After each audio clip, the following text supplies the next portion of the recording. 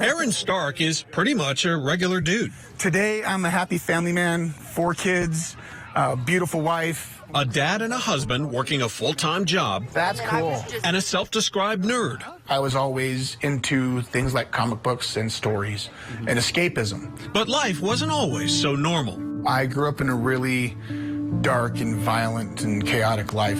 From a young age, he says the adults around him turned life into a Stephen King horror story. I never went to school more than 6 months. I was constantly the new kid. I was dirty and fat and smelly, and I adopted that early on as my persona. I was told I was worthless by everybody in my life. And when you're told you're worthless enough, you will believe it. He tried to get help, but says the system repeatedly failed him. He came close to a point of no return, almost becoming a mass shooter. What was the tipping point that made you want to shoot up your school? I saw a therapist, and I don't really remember much of that conversation, because all I remember is the end of it. And at the very end, the young lady, early 20s or so, said, "I'm sorry, there's nothing I can do, I can't help you." And as I walked out of that door, my brain shattered. Okay, you want to see a monster? I'll show you the monster now. Hey, can you give me a gun? Hopefully one that shoots a lot of bullets. While there is no one-size-fits-all profile of a mass shooter, Aaron Stark ticked off a few boxes. According to the Violence Project study of nearly 180 mass shootings, 98% were committed by men. About half are white, many are under 30. Of all the shootings in the database, only 4 were committed by women. Psychiatrists say young males are more prone to violence. It's not just about mass shootings.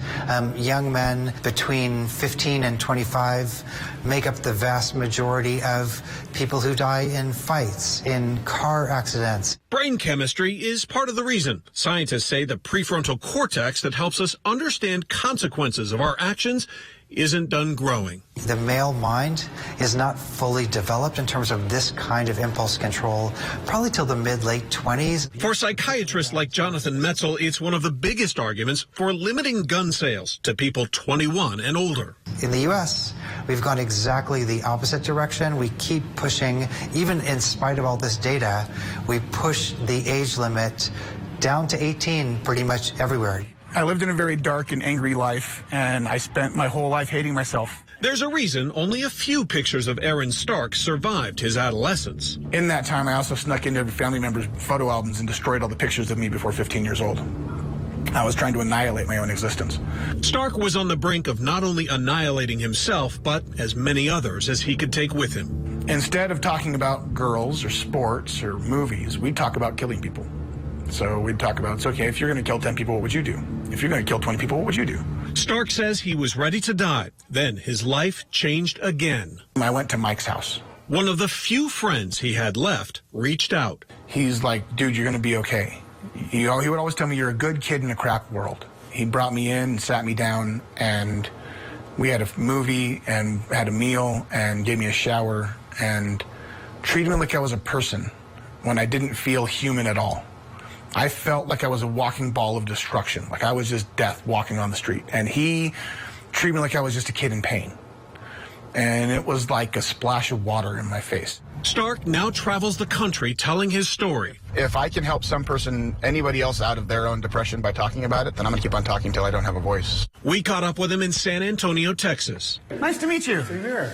Today I will be presenting about my story to the whole convention of teachers and administrators. It's going to be a very intense day. Why? These are the teachers that specifically were in the Uvalde School District. The topic soon turns to the 18-year-old Uvalde shooting suspect. And the biggest thing that made me see myself in his story was a couple weeks before it happened, he showed up to school with his face covered in razor marks.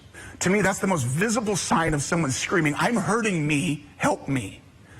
I don't think anybody could have stopped him during that slide at that point. But maybe we could stop the next one. Aaron Stark says he never thought he'd live past 30. It was really good. But now 43, he's dedicated his life to helping stop a cycle of violence. Everybody's pain is individual, and the key of it is to see the person as an individual, to break through that barrier. I somehow managed to now be able to use my darkest time to help someone else out of theirs. And if anybody listening can get one message from it, it's just give love to the people you think deserve it the least. because they need it the most. The ones like Aaron Stark used to be.